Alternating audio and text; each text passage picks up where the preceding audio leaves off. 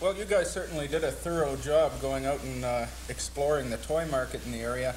The first thing I noticed looking at the table is the abundance of these Teenage Mutant Ninja Turtle fellas. They seem to be all over the table. I see weapons, games, toys. There's even Turtles Craft Dinner. Obviously, they're going after the children in a very big way. Maybe you could start, Eric, and tell us something about the Turtles. Well, there's probably never been anything like the Turtles in either the cartoon industry or the toy industry. It's a multi-million-dollar business. It might get to be $1 billion by the time they're finished. It's certainly not waning any. The Mutant Ninja Turtles started as a cartoon back in 1988. And at the beginning, it was just the violence of using martial arts between these half-men, half-turtle creatures and all of the villains that they would encounter. But slowly but surely, through using their hero or their guru, who is a rat named Splinter. You heard it here first, folks. A rat named Splinter is the hero of this cartoon. They have now begun to subtly introduce New Age philosophies and occultism and Eastern mystic beliefs to our kids. And as you just held up, this is, I think, a paint-by-number set for ages 3 and up. The marketing of this is making a lot of money, but it is also introducing at a very young age the idea that violence is an acceptable end to, or a means to an end, and also that New Age philosophies are a norm for our kids. And as we see this creeping in daily into the media, and our kids being exposed to it even in public schools and so on, this is just part of what's going on out there.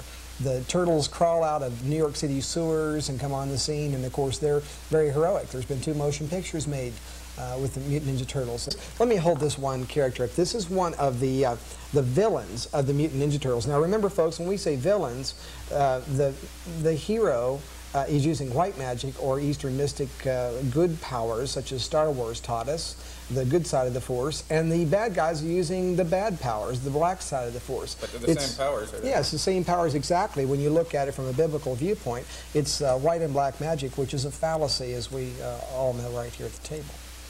And Paul, I think people need to understand as well the background of ninjas. As Eric pointed out, the Mutant Ninja Turtles are presented as heroes. In all actuality, ninjutsu began approximately 400 years ago in feudal Japan. Ninjas were assassins. They were mercenaries. They were not good people. They were not heroes. They were very well practiced in martial arts. In fact, a ninja would start training at probably 2 or 3 years of age to make them almost supermen. They were able to do things that the common man can't simply because of the years and years of rigorous practice. They were well versed in poisoning techniques. We have weapons here, toys, that are replicas of ninja weapons. Once again, it's ages 3 and up. That's right. And this, as you see here, a star or a circle here, the ninjas would have these. They're called shurikens.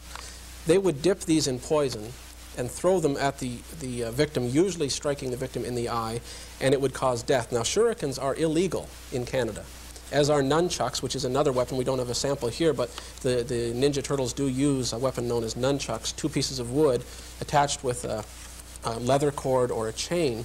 They are also illegal weapons in Canada because of how dangerous they are. And you know, I can just hear a parent saying out there, well, my kids aren't going to do that. They just like the action of the movie or the cartoon or the toys or the games or all the other merchandise we see here that has to do with the Turtles. Our kids aren't going to get involved with that. Well, wait a second. I had a clipping given to me at one of our seminars up in Thunder Bay, Ontario, is where it was. This is a clipping from a South African newspaper where 2 little boys, 5 years old and one 8, were caught tearing up a nursery school in the middle of the night on a Friday night. They had slipped out of their homes. And how old were these guys? They were 5 years old and the other one was 8. There were 3 boys. 2 of them were 5, one was 8. They were caught tearing up a nursery school, and they said they were Ninja Turtles who had run amok. Well, when you speak about them starting early, I have right here teething biscuits. Ninja Turtle teething biscuits. So I guess that's, I don't know how old you are when you start cutting your teeth, but certainly not very old. And if you go straight from teething biscuits and the little ravioli we looked at earlier right into these weapons, then it can certainly take over a child's entire life.